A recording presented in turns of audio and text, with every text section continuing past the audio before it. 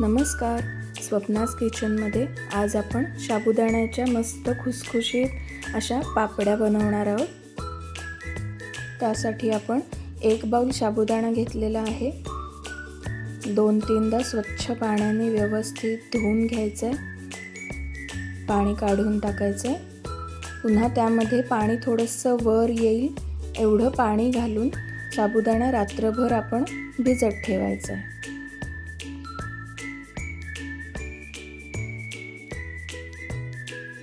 दुसऱ्या दिवशी सकाळी बघायचं साबुदाणा मस्त भिजलेला आहे, मोकळा झालेला आहे। आता पातेल्यामध्ये जेवढा साबुदाणा घेतलाय त्याच मापाने 4 पट पाणी घ्यायचंय। तोच बाउल वापरलेला आहे मी।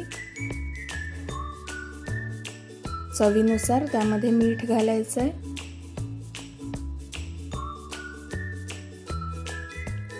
जिरे आवडत असतील, चिली फ्लेक्स आवडत असतील तुम्ही घातले तरी चालतील। पाण्याला छान उकळी आली आहे। उकळी आल्यावर त्यामध्ये आता भिजलेला साबुदाणा आपण घालायचा आहे। व्यवस्थित साबुदाणा पाण्यात घालून मिक्स करून घ्यायचा आहे। साबुदाणा शिजत आला की त्यामध्ये आपण किसलेला बटाटा घालायचा आहे। बटाट्याचं प्रमाण तुम्ही आवडीनुसार कमी जास्त करू शकता।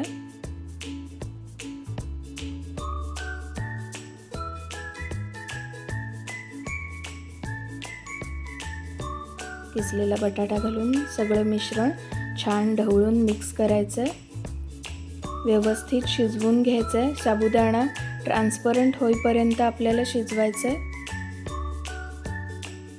बघू शकता मस्त शिजलेलं आहे सगळं मिश्रण एकत्र।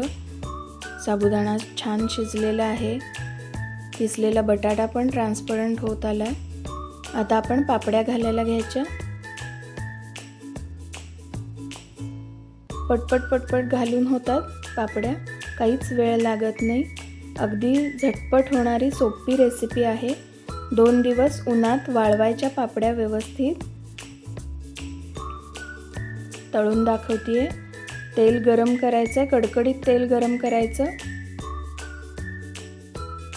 म्हणजे पापड्या घातल्या की लगेच फुलतात त्या। बघू शकता किती सुंदर पापड्या तयार झालेल्या आहेत। एक पापडी मी तुम्हाला चुरून दाखवते। याच पद्धतीने साबुदाण्याच्या पापड्या तुम्ही नक्की ट्राय करून बघा। Thank you.